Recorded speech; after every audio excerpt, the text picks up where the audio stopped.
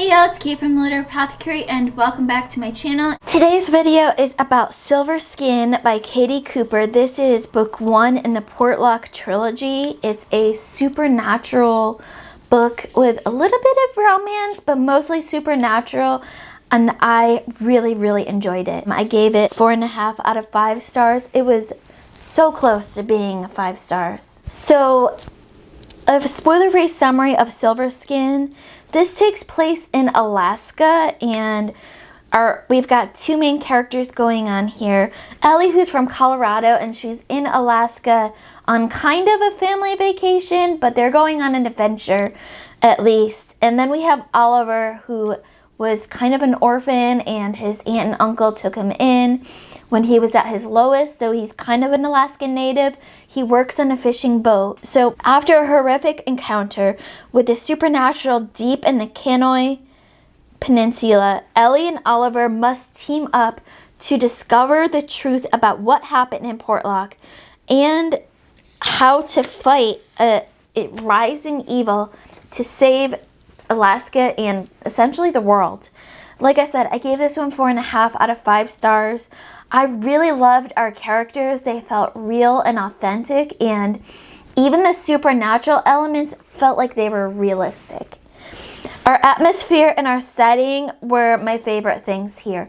This felt like Alaska. One of the great things that Caitee did in writing this book is she used real life superstitious stories in Alaska, things that people really believe in, to build her story, to build these supernatural creatures, and it just helps set that atmosphere so well. Our writing style, some of the point of view changes for me were a little bit weird in that they felt like we were still in another point of view. You could tell it was supposed to be a point of view shift, but some of them felt like we were still in that previous point of view. It didn't quite make the full shift for me.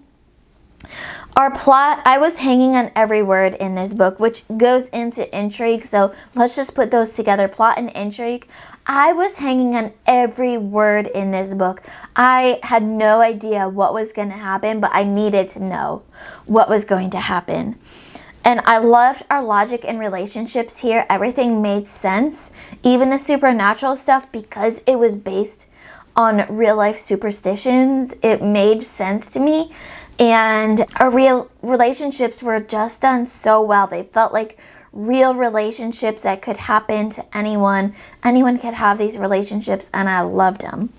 So as you can tell, enjoyment, I really enjoyed this book.